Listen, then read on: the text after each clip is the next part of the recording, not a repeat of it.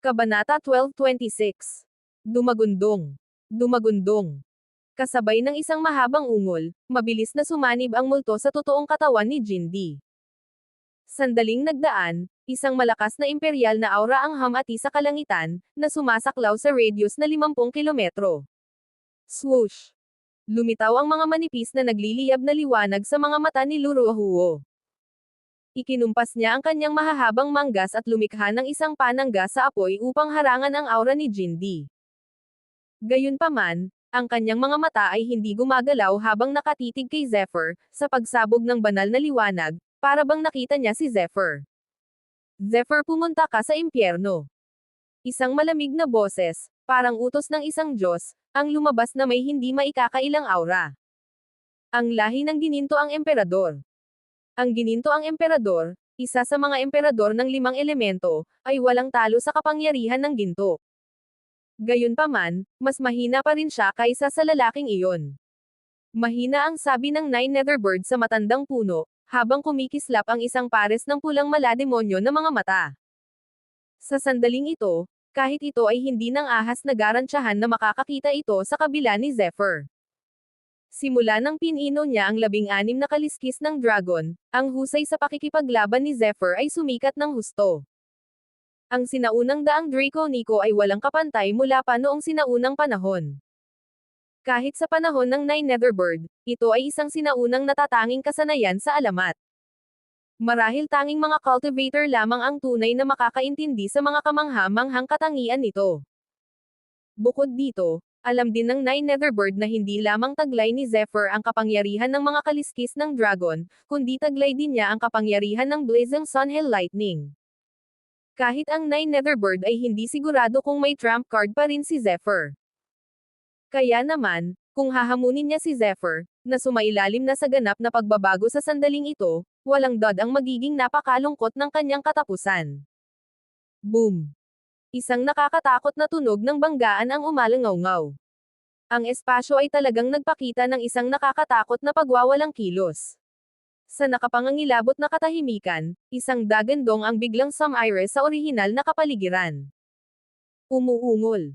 Umungol siya at patuloy na gumalaw. Ang kanyang tinig ay umalangaw-ngaw sa kalangitan na parang puot ng isang hari ng mga Diyos. Sa likod ni Zephyr, isang sinaunang figure ang lumitaw na parang isa siyang walang kapantay na Archean Divine General. Nakaupo sa trono, ang higanteng espada sa kanyang kamay ay umindayog, at mga kidlat na kasenkapal ng katawan ng isang tao ang marahas na tumagas gamit ang indayog ng higanteng espada. Boom boom! Ang lakas at enerhiya ay umaagos. Sa gitna ng pagpatay, ang kidlat ay umaagos, pumupukaw ng isang dagat ng galit. Bang! Dahil sa nakapanlulumong pamamaslang na tindig ni Zephyr, sa sandaling ito, maging ang ekspresyon ni Jindy ay hindi mapigil ang magbago ng marahas. Ang ilusyonaryong imahe ng gininto ang emperador ay tila nakasakay sa isang ilog ng mga bituin. Isang gininto ang karagatan ang lumitaw sa likuran niya, na lumalaganap sa kalangitan at tinatakpan ang lupa. Buong baliw itong bumangga sa mga kidlat ni Zephyr. Crack crack crack. Kasabay ng tunog ng pagkabasag ng glacier, ang espasyo sa loob ng radius na 50 kilometro ay nagsimulang magbitak ng paunti-unti. Saan man ito magpunta, bumubuo ito ng parang sapot ng gagamba, at ang ibabaw nito ay patuloy pa ring kumakalat. Sa sandaling iyon, naramdaman ng lahat ng nilalang sa buong kalawakan ang kakilakilabot na aura at ang malabulkan na banggaan. Tampa! Tampa! Tampa! Bigla na lang, muling naging marahas ang kahangahangang kilos ni Zephyr. Parang isang baliw na dragon, marahas niyang ikinumpas ang kanyang kamay at maraming kidlat ang mabilis na pinakawalan. Sa ibabaw ng kawalan, walang katapusang kidlat ang nagtipon at nakapalibot, na bumubuo ng isang dagat ng kidlat. Rumble! Habang nagngangalit ang mga kulog, malinaw na makikita na sa kalangitan sa ibabaw ng dagat ng kidlat, walang katapusang mga kulog ang nag-ebolusyon sa iba't ibang anyo, tulad ng Thunder Dragon, Thunder Snake, Kailan. Kabanata 12:27. Isang malakas na aura, na may banta ng kamatayan, ang kumalat ng marahas. Decarismo Thunder. Isang mahabang ungol ang dahan-daang lumabas sa bibig ni Zephyr, na para bang siya ang simbolo ng Diyos ng kamatayan o ng Diyos ng kulog. Sa sandaling ito, marahas na nagbago ang ekspresyon ni Liu Ruohuo. Mabilis na nagporma ng selyo ang dalawa niyang kamay at marahas na natapakan ng kanyang binti ang lupa. Kaagad, marahas na tumagos sa lupa ang mga naglalakihang haligi ng apoy habang siya ay gumagalaw. Para bang napakaraming berdeng bantbo ang lumitaw sa lupa. Ang 5 haliging ito ay umikot sa paligid niya sa bilis na parang higlo at mabilis na umikot upang protektahan si Hin at ang kanyang mga kapwa-disipulo. Rumble. Sumayaw ng masigla ang kulog at kidlat. Sa sandaling ito, pinatay ni Zephyr ang isa sa mga pamana ni Letiri ang Decarismo Thunder. Sa lahat ng natatanging kasanayan ni Leiho, ang Decarismo Thunder ang tanging natatanging kasanayan na kayang pumatay ng mga tao sa malawakang saklaw, at ito rin ang natatanging kasanayang natutunan niya sa paglipas ng mga taon. Kahit na sa kasalukuyang lakas ni Zephyr, maaaring hindi niya mailabas ang tunay na kapangyarihan ng Decarismo Thunder, na ito.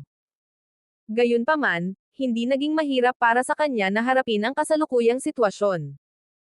Bigla na lang, libo-libong haligi ng kulog at kidlat ang dumidiin mula sa kawalan. Ang sinaunang multo na nabuo mula sa banal na liwanag sa likuran niya ay lalong iwinawagayway ang napakalaking espada, kinokontrol ang kalangitan.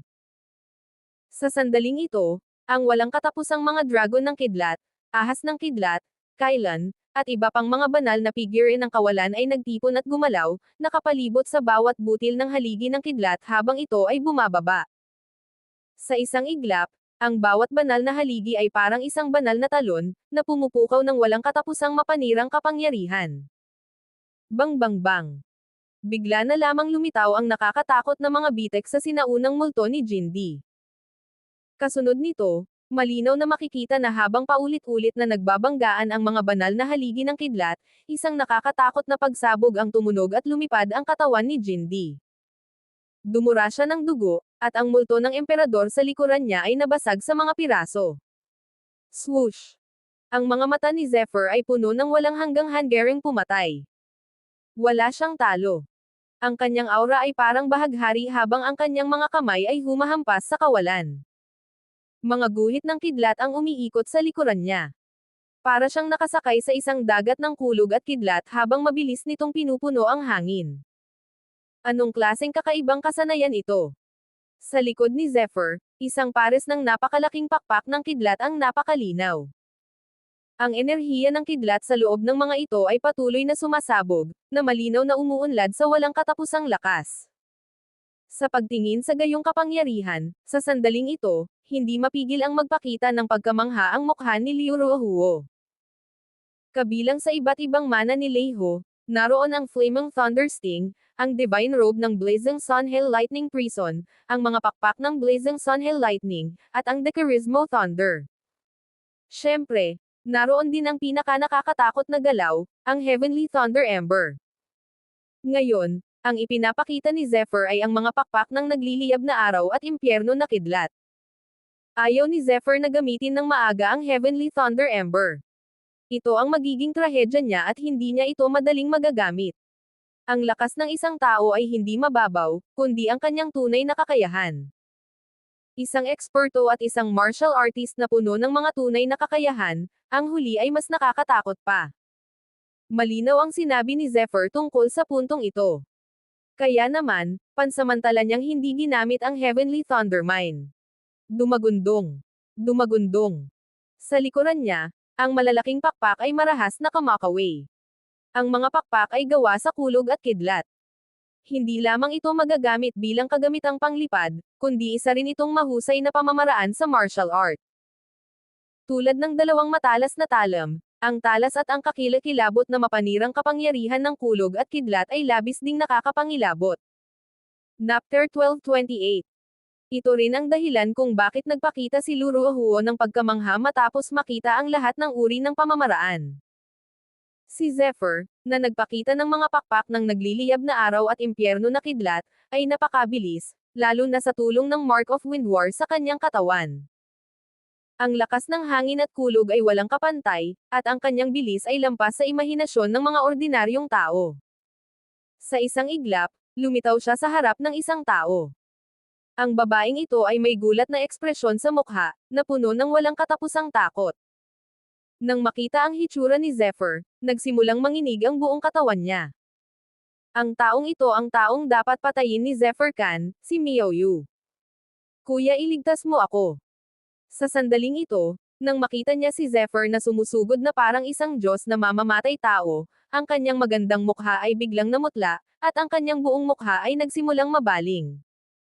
Habang nanginginig ang kanyang katawan, hindi niya mapigil ang mapasigaw.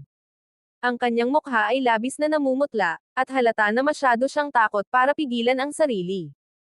Zephyr, ang lakas ng loob mo. Napalipad si Jindy.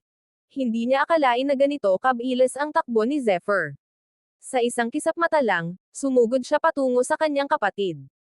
Kahit matagal nang alam ni Jindy ang kay-abangan at kay-abangan ng kanyang kapatid, gamit ang kanyang lakas, sino ang maglalakas loob na umatake sa kanyang kapatid sa malawak na mundong ito?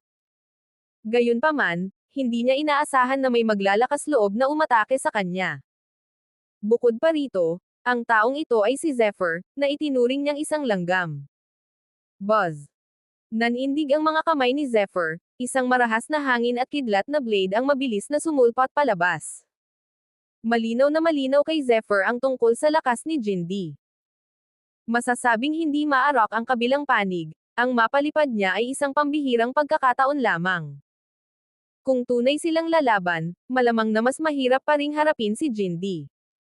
Isa rin ito sa mga dahilan kung bakit bigla niyang ipinakita ang Wings of the Blazing Sun Hail Lightning Thunder. Dahil sa matinding ungol ni Jindy, ang Violent Wind Lightning Blade ni Zephyr ay nakaabang na kay Miaoyu. Hindi. Nang inag ng husto ang figure ni Jindy, at ang multo ng emperador sa likuran niya, na nabasag, ay biglang lumipad pataas.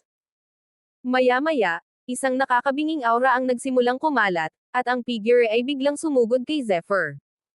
Phew! Nang malapit ng hamampos ang Violent Wind Lightning Blade ni Zephyr, isang kamay na parang apoy ang biglang nagsimulang dahan-daang lumunok, huminga ng palabas, at bumagsak. Kaagad, marahas itong bumangga sa Violent Wind Lightning Blade. Dumagundong. Dumagundong. Ang Violent Wind Lightning Blade na ito ay isang kakaibang kasanayan na naunawaan ni Zephyr. Itinago nito ang kapangyarihan ng hangin. Hindi lang iyon, kundi naglalaman din ito ng kapangyarihan ng kulog at kidlat. Sa sandaling ito, mas lalo pa itong naisasama sa kapangyarihan ng Blazing Sun Hail Lightning ni Leho. Ang kapangyarihan nito ay natural na may isip. Bagamat lubhang nakakatakot ang nagliliyab na kamay, agad itong naglaho sa ilalim ng atake ng Violent Wind Lightning Blade. Gayunpaman, kahit maliit na pagtutol lamang ito, nagbigay ito kay Jindy ng maraming oras. Habang kumikislap ang gininto ang liwanag, agad na tumayo si Jindy sa harap ni Miaoyu. Swoosh! Iminulat at ipinikit ni Zephyr ang kanyang mga mata. Ang malamig na liwanag ay sumilay sa lahat ng direksyon. Nakasalubong na niya ang isang tao. Ang taong ito ay walang iba kundi si Liu Ruohuo. Siya ang nagprotekta kay Miaoyu kanina lang. Junior Brother Khan, huwag kang magkamali ng intindi. Nang makita ang malamig na kislap sa mga mata ni Zephyr, agad na sinabi ni Liu Ruohuo nang nakangiti. Kung gayon, ano ang ibig mong sabihin? Habang nakatingin siya kina Jindy at Liu Ruohuo, unti-unting kumalat ang makapangyarihang aura sa katawan ni Zephyr. Sa sandaling ito, kung aatake si Liu Ruohuo, hindi siya sigurado kung kaya niya silang supulan lahat. Kabanata 1229. Junior Brother Khan, kayo ni Brother Jin ay parehong disipulo ng iisang akademya. Isang malaking karangalan ang magkaroon ng ganito kataas na cultivation. Kung magtutulungan tayo sa larangang ito, magiging malaking bagay ito. Bakit pa tayo kailangang maglaban hanggang kamatayan? Siyempre, isa lamang akong tagalabas at hindi maaaring makialam sa mga gawain ninyo. Tunay ngang tusong tao si Liu Ruohuo. Bagamat umaatake siya, ayaw niyang madamay sa alitan nilang dalawa. Sa halip, itinapon niya ang lahat ng sisi. Zephyr, kaya kung magpanggap na walang nangyari sa pagitan ninyo ni Miaoyu. Mas mabuting huwag mong ipilit ang swerte mo. Nagsimula nang magbago ang ugali ni Jindy. Malinaw na sa laban kay Zephyr, naramdaman na ni Jindy ang nakakatakot na lakas ni Zephyr. Kapag nagsimula na ang labanan, wala na siyang makukuhang anumang benepisyo. Talaga. Ang mga sulok ng bibig ni Zephyr ay bumuo ng isang bahagyang malamig na ngiti, walang ekspresyon ang kanyang tono, wala siyang pakialam sa banta ni Jindy. Pakiramdam. Ang eleganteng Nine Netherbird sa matandang puno ay biglang nagpakawala ng mahabang alulong. Bigla, umihip ang isang malakas na hangin at dahan-daang kumalat ang isang itim na apoy. Bigla na lang, ang walang ubos na aura ay patuloy na nagbago at gumalaw, saan man ito magpunta, nagliliyab ito sa lahat ng direksyon. Inilabas na ng Nine Netherbird ang tunay nitong katawan, ang nakakapangilabot na aura nito ay ganap na naipakita. Ang figure ni Zephyr ay nasa ere, nakatayo ng may pagmamalaki kasama ang Nine Netherbird. Sa loob ng ilang panahon, lubhang nagbago ang sitwasyon. Sa sandaling ito, muling lumabas ang malamig na boses. Jindy, susubukan ko ang swerte ko ngayon. Ikaw ano ang magagawa mo sa akin? Mapupulang malademonyo na mga matang parang demonyo, maitim na apoy, kaliskis at kuko ng dragon. Lahat ng katangiang ito ay nagdulot kay Liu Ruohuo na isipin ang isang nakakatakot na nilalang, ang siyam na ibong nether. Ang mga apoy ay kasenitim ng tinta, parang apoy ng purgatorio, na mabilis na gumugulong, sa nagngangalit na apoy, tila nagmula sila sa pinakamalalim na bahagi ng kalaliman. Nagsimulang gumalaw ang napakalaking katawan ng siyam na ibon sa lupa. Sa paglipas ng panahon, ang sustansya ng iba't ibang mga gamot na pang-espiritu at enerhiyang espiritual ni Zephyr ay tumaas. Sa sandaling ito, mabilis na bumabawi ang lakas ng siyam na ibon sa lupa. Kung pag-uusapan ang lakas, hindi ito magiging dehado kahit na lumaban pa ito sa dalawang ekspertong nasa antas ng emperador. Bukod pa rito, sa sandaling ito, mas mahirap pang harapin si Zephyr. Ang pinagsamang lakas ng dalawa ay sapat na upang supulan ang pinagsamang lakas ni Liu Ruohuo at Jindy. Bukod pa rito, sa sandaling ito, ang ugali ni Liu Ruohuo ay malinaw na kakaiba. Habang nakatingin sa Nine Netherbird, sa sandaling ito, lubos na natitiyak ni Liu Ruohuo na ito ang maalamat na kakilakilabot at mabangis na ibon, ang Nine Netherbird. Hindi pa kasama rito ang alamat ng Nine Netherbird na lubos na nakakagulat, kahit sa panahong ito, ang walang hanggang banal na kapangyarihang inilabas mula sa kabilang panig ay sapat na upang gulatin ang lahat ng direksyon. Sa muling pagtingin kay Zephyr, sa oras na ito, ang pagkabigla sa puso ni Liu Ruohuo ay naging napakalakas na walang katulad. Siya ay isang 16 o 17 taong gulang na binata na may kapangyarihan ng isang emperador at sinamahan ng Nine Netherbird na ito. Ang ganitong kombinasyon ay sapat na para manginig ang puso ng isang tao. Mahirap isipin kung gaano kagulat ang mararamdaman ng isang taong tulad niya kung bibigyan siya ng sapat na oras. Damn it. Labis na nagulat si Liu Ruohuo, ngunit mas lalong nagulat si Jindy. Kung si Zephyr lang ang makakapatay sa kanya, kahit hindi niya ito kayang patayin, hindi magiging problema para sa kanya na bawiin ito. Kabanata 1230. Gayunpaman, ngayong mayroon ng isa pang Nine Netherbird, naging medyo mahirap ang mga bagay-bagay. Hindi ito matatawag na mahirap. Mahirap lang talaga itong maisakatuparan. Sus Mariosep, itong langgam na ito. Dapat pinatay ko na siya nang hindi naaapektuhan si Maxim Callahan. Puno ng panghihinayang si Jindy, ngunit sa sandaling ito, wala na siyang pagkakataong magsisi pa. Zephyr ano ang gusto mo? Enerhiyang espiritual, lahat ng uri ng sukdulang kayamanan, basta't sabihin mo sa akin, maibibigay ko ang mga ito sa iyo. At hindi ko itutuloy ang bagay na saktan mo si Miaoyu. Sa sandaling ito, hindi na pinayagang lumaban si Jindy. Sa sandaling ito, sa tulong ng Nine Netherbird, kahit siya ay hindi madaling matatalo si Zephyr.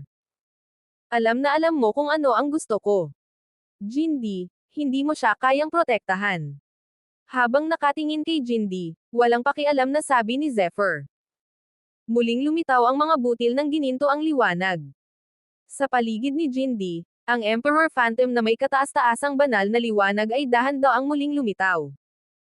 Sa gitna nila, malinaw na nararamdaman ni Zephyr na may isang mahina at mapanganib na aura na patuloy na nakapaligid sa kanya. Para bang ang multo ng emperador na ito ay naglalaman pa rin ng isang uri ng hindi maisip at makapangyarihang pag-iral. Mukhang hindi kasing simple ni Jindy ang inaakala niya. Bahagyang gumalaw ang puso ni Zephyr. Gayunpaman, nang maisip niya kung paano taglay ni Yun Tianteng ang isa sa 10 dakilang pangalawang banal na artifact, ang Battle Axe ng Primordial Emperor, hindi imposible para kay Jindy na magkaroon ng isang uri ng nakatagong trump card. Gayunpaman, tiyak na hindi bibitawan ni Zephyr ang taong ito, si Miouyo, nang ganoon kadali. Ngayon, susubukan ko ang swerte ko. Bang! Habang dahan-daang dumadaan ang boses ni Zephyr, muling nagpakawala ng mahabang alulong ang Nine Netherbird. Sunod-sunod na alon ng itim na apoy ang nabuo at naging isang malaking alon na patuloy na humahampas sa bakanteng espasyo. Nagsimula pang sunugin ng mainit na enerhiya ang nakapalibot na espasyo hanggang sa lumitaw ang maraming alon. Habang kumakalat ang mga alon na ito, malinaw na makikita na ang bitik na kasing laki ng hinlalaki ay mabilis na nabubuo at nagpapakita ng mga palatandaan ng paglawak. Ang ganitong kainit na apoy ay kayang sumunog pa nga sa espasyo hanggang sa puntong mabasag. Kapag naglaban sila, ang kapangyarihang taglay nito ay lalong hindi maiisip. Ikaw. Sa sandaling ito, labis na nagalit si Jindy. Sa oras na ito, nasa isang problema na siya. Napakahirap para sa kanya na labanan si Zephyr at ang Nine Netherbird ng mag-isa. Bukod pa rito, sa sandaling ito, maaaring hindi madaling harapin si Zephyr. Gayunpaman, kung bibitaw siya, wala nang magagawa si Miouyo kundi ang mamatay. Zephyr, isa akong disipulo ng Pride Peak ng Boundless Academy. Kapag pinatay mo ako, hindi ka patatawarin ng master ng akademya. Biglang sumigaw ng malakas si Miouyo. Bagamat nanginginig ang boses niya, hindi ito nagkukulang ng banta. Gayunpaman, ang sinabi niya sa sandaling ito ay hindi lamang nagpakunot ng noo kay Liu Ruohuo, kundi maging si Jindy ay hindi napigil ang sumimangot. Nang ahas pa nga si Zephyr na pumatay ng isang pambihirang spiritual martial body tulad ni Yun Tianjing. Hindi magiging problema para sa kanya ang pumatay ng isang Miouyo. Hanggang ngayon, hindi pa talaga nauunawaan ng Miouyo na ito ang tunay na dahilan ng bagay na ito. Napakawalang awa ng taong ito na si Zephyr. Mas makakabuti sana kung hindi niya ito guluhin, pero kapag ginugulo na niya ito, si Zephyr ay magiging parang gutom na lobo at tiyak na kakagatin siya ng mahigpit. At ang ganitong uri ng tao ay siya ring pinaka nakakatakot.